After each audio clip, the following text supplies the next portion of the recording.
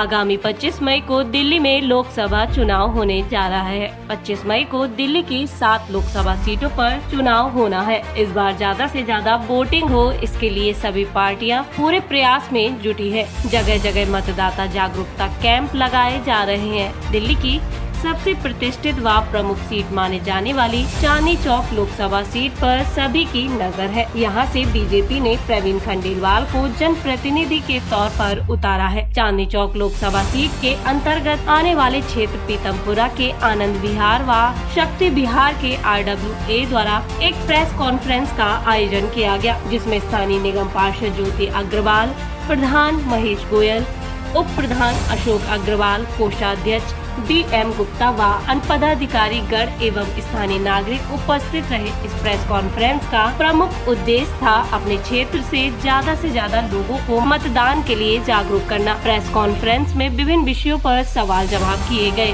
आइए सुनते हैं क्या कहना था स्थानीय लोगों का इस चुनाव को लेकर। नमस्कार, आप देख रहे हैं द वायरल खबर और मैं हूँ आपके साथ मानसी। जैसे कि हम सब जानते हैं 25 मई को दिल्ली में चुनाव होने जा रहे हैं। उसी कड़ी में आज यहाँ पर आनंद विहार और शक्ति विहार में एक प्रेस कॉन्फ्रेंस रखी गई है RWA एसोसिएशन द्वारा। तो जानते हैं लोगों की क्या है राय इस चुनाव को लेकर। आइए चलते हैं। दिल्ली में जब 25 मई को वोटिंग होने जा रही है, आप मीडिया के बंधु हैं, आप चारों तरफ घूम रहे होंगे, आप देख रहे होंगे कि चारों तरफ राममय वातावरण है और इस राममय वातावरण में सारी जनता मोदी जी को तीसरी बार यशस्वी प्रधानमंत्री बनाने में अपना संकल्प ले चुकी है और ये संकल्प आपको 4 जून को जब रिजल्ट आएगा तो उसमें देखने को मिलेगा। वोटिंग होने के चांसेस है और आप लोगों को कैसे प्रेरित करें? देखिए, हमारी लड़ाई किसी से नहीं है, हमारी लड़ाई मौसम से है, हमारी लड़ाई गर्मी से है, हमारी लड़ाई 45 डिग्री टेम्परेचर से है। तो अभी हमने अपील करी कि हम सभी को घरों से वोट देने जाना होगा, क्योंकि जब हम किसी मंदिर में जाते हैं तो हम लाइनों में खड़े होते हैं क्योंकि हमारी आस्था है ना। और कहीं जब भी हम कहीं जाते हैं तो अगर हम घूमने के लिए भी जा रहे हैं तो हमें ट्रैफिक को भी देखना पड़ता है। तो हम ये कहना चाहूंगी मैं आपसे कि आप उस वक्त पे गर्मी को ना देखते हुए पोलिंग बूथ तक जरूर जाएं, अपने सदस्यों को, अपने परिवार के सदस्यों को लेकर जाएं, क्योंकि हो सकता है कि दिन में कोई ना जाए, शाम को कोई ना जाए, लेकिन 7 बजे आप अकेले ना जाएं, अपने परिवार के सभी लोगों को साथ लेकर जाएं। ये हमारी इस देश के प्रति एक विशेष भूमिका है जो हमें अदा करनी है, निभानी है। RWA पूरी तरीके से तैयार है। हम लोगों ने आपस में 3-4 बार आप मीटिंग करी है, बातें करी हैं। पिछले रविवार को भी हम लोग बैठे थे और हमने यही तैयारी करी है कि हम अपने गेट के बाहर एक छोटा सा टेबल डालेंगे, क्योंकि बूथ तो बना नहीं सकते, अलाउड नहीं है, कोई टेंट तंबू नहीं लगा सकते। और हम जितने भी लोग होंगे कोशिश करेंगे बैठेंगे। और हमने कुछ बैटरी रिक्शा लगाए हैं अपने लोगों को वहाँ ले जाने के लिए, क्योंकि गाड़ी से लोग जा नहीं पाते हैं, पुलिस के वहाँ पाबंदी है, गाड़ी नहीं खड़ी होने देते हैं। और लोग ये चाहते हैं कि मैं गाड़ी से जाऊँ, अब वो गाड़ी दूर खड़ी करके पैदल जाएंगे नहीं गर्मी में, तो बैटरी रिक्शा उनको वहाँ तक ले जाएगा। और हमारी कोशिश रहेगी उनको पोलिंग बूथ तक ले जाना और वोट डलवा के वापस उनके घर तक छोड़ना। खास तौर से बुजुर्ग लोगों के लिए, जवान लोग तो फिर भी जा सकते हैं, पैदल भी जा सकते हैं। तो हमारी RWA पूरी तरीके से निश्चित है कि एक एक घर का वोट डाला जाएगा और शाम को हम ये लोग निश्चित करेंगे 3-4 बजे के बाद कि जो रह गई है लिस्ट निकाली जाएगी, उनको वापस घर से बुलाकर हाथ जोड़कर विनती करके बचे हुए वोटों को डलवाया जाए। किसी तरीके से कोशिश रहेगी कि 100 नहीं तो 90% वोट तो डली जाए। धन्यवाद। क्षेत्र में उसके लिए क्या प्लानिंग है, क्या? देखिए, हमारे यहाँ से कम हम लोग 80 से 90% वोट निकलवाने की कोशिश करेंगे। सब जगह जैसे मरीज जी ने बताया कि ई-रिक्शा लगाएंगे, हम अपनी गाड़ी लगाएंगे हम, और सुबह 7 बजे घंटियां खटखटा देंगे जी चलो हमारे साथ। हमने सबसे पहले वोटिंग सुबह करानी है, क्योंकि दिन में गर्मी बहुत है। तो इसलिए हम उम्मीद है कि हम लोग 80-90 के आसपास यहाँ से वोटिंग कराएंगे। तो क्या लगता है कि कितना लोगों की उम्मीदों पे खरा उतरेंगे वो, क्या कहना चाहेंगे? देखिए, प्रवीण जी ने एक बात कही थी और वो हर सभा में कहते हैं, मैं आपके गेट के बाहर मेज लगा के बैठूंगा, अगर किसी भाई को काम है तो मैं मेज पे घर पे आके करूंगा, घर में सोऊंगा नहीं जीतने के बाद। ये क्षेत्र की है उनकी जो पहचान। कहते हैं मुझे कहीं बुलाइए आप और मेरी टेबल हर जगह होगी, मैं वही काम करूंगा आपको। इससे बड़ी बात क्या कह सकती है। क्वेश्चन अशोक जी से किया गया कि भाई खंडेलवाल जी से हम कैसे उम्मीद कर सकते हैं। तो मैं पीछे भविष्य में जाना चाहता हूँ। मैंने वो दौर देखा है जो चबूतरे पे इनके ताऊ जी बैठते थे और ये परवीन खंडेलवाल जी के फादर खुद बैठते थे।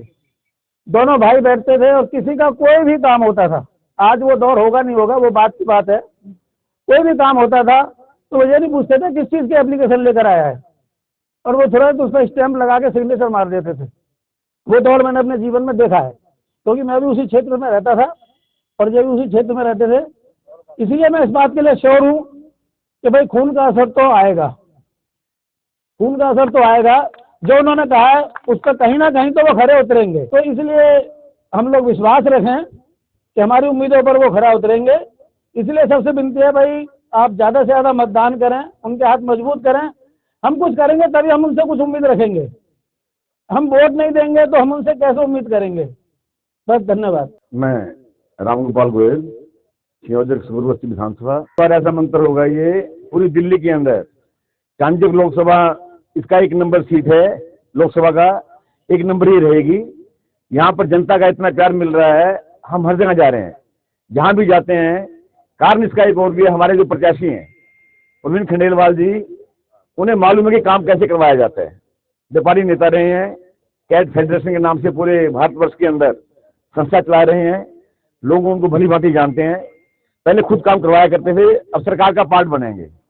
उन्हें मालूम है कि सरकार से काम कैसे लिया जाता है, कैसे काम किया जाता है। देश की जनता को उम्मीद है, हमारा मार्जिन यहाँ पर 5 लाख पार होने वाला है। यहाँ से दिल्ली की 7 लोकसभा सीट है, चांदनी चौक नंबर 1 है, नंबर 1 रहेगी। हमारी सभी की यही उम्मीद है। 400 पार मोदी जी ने लेके आओ, जो देश के लिए हित में जो काम हो रहा है, और आगे भी आप देख रहे होगे, फील गुड फील गुड।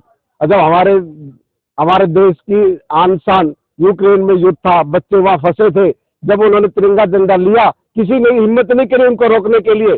सब लोग जैसे भी तिरंगा लिया और बाहर आगे सारे निकल आए। आज हमारे देश की स्थिति है कि जिन्हें चुने में ऊपर के नंबर आता है। जब तक मोदी जी है, मोदी जी, मैं तो ये कहता हूँ, जब तक ये हमारे सेवा कर सकते हैं, ये हमारे को को फरिश्ता मिला है, हमने इनका साथ देना चाहिए और इनकी सेवा प्राप्त करनी चाहिए।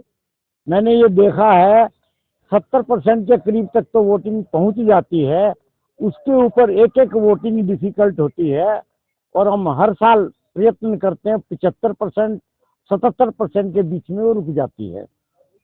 तो ये आपको पहले से ये वार्निंग है, इसको 80% पर कम से कम ले जाना है।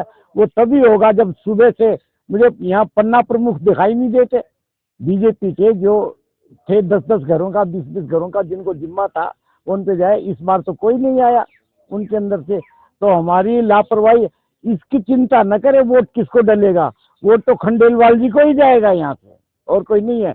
ये है बस वोट डलवा दो। बहुत खुशकिस्मती महसूस करनी चाहिए कि बहुत समय के बाद मोदी जी जैसा प्रधानमंत्री हमें मिला है। हमारे भारत की परंपराओं से जुड़ा, पुरानी परंपराओं को जीवित करने वाला इंसान मिला है। अब उनकी ही कड़ी में परवीन खंडेलवाल जी को हमारे क्षेत्र से टिकट मिली है। मैं शक्ति विहार का निवासी हूँ, पर मैं परवीन खंडेलवाल जी को व्यापारी वर्ग में बहुत कार्य करते हुए जानता हूँ, देखा है। ये हमारी खुशकिस्मती है कि वो इस कड़ी में इस क्षेत्र से खड़े हुए हैं और वो बहुत अच्छे कार्य करेंगे, ऐसा मुझे बहुत उम्मीद है। एक बात बार बार यहाँ पे हम लोग सब एक विश्वास के साथ एक आदमी जिसका नाम ले रहे हैं, प्रधानमंत्री मोदी का। वो क्योंकि उन्होंने पिछले 10 सालों में वो सब काम किए हैं जिनको उनको गिनाने की जरूरत नहीं है, क्योंकि वो बार बार यही कहते हैं कि मैं सेवक हूँ और मेरे को काम करना ही है। और उनकी प्रवृत्ति जिस तरह की है, इसी वजह से उनकी टीम, उनके लोग सब काम करते हैं। और हमारे क्षेत्र में अगर उन्होंने हमारे परवीन खंडेलवाल जी को चुनकर भेजा है तो उनको विश्वास है कि वो लोगों की उम्मीदों को पूरा करेंगे और देश के विकास में साथ रहेंगे। तो वहीं उप प्रधान अशोक अग्रवाल ने अपनी टीम के साथ मिलकर ज्यादा से ज्यादा वोटिंग कराने की बात कही। परसेंटेज तो नहीं, मार्जिन तो शायद कम रहे, लेकिन जीत जरूर निश्चित है, ये कंफर्म है। क्योंकि इस बार जो माहौल है, ऐसा माहौल यहाँ का कभी नहीं बना इससे पहले, न शालीमार से ये आनंद विहार, शक्ति विहार, पौंडी विहार, रसिया अपार्टमेंट, ये हजारों वोट हैं इलाकों, ये सारी एक तरफ वन साइडेड है सारी, क्योंकि यहाँ दूसरा कैंडिडेट है ही नहीं कोई। अग्रवाल जी की ठीक है, हम इज्जत करते हैं, पुराने रहे हैं, पर उनकी तो पार्टी ही नहीं है, फिर क्या करेंगे वो लोग। इसलिए ना कोई वर्कर आ रहा है हमारे पास, ना हमसे कोई मिलने आया। हमारी इतनी बड़ी RW है, आज तक हमसे कोई संपर्क नहीं किया गया। जब संपर्क नहीं किया गया तो हम वोट क्या दिलाएंगे उनको। तो इसलिए यहाँ से 100% जो है, आप मानिए अगर वोटिंग होगी तो सिर्फ BJP को होगी।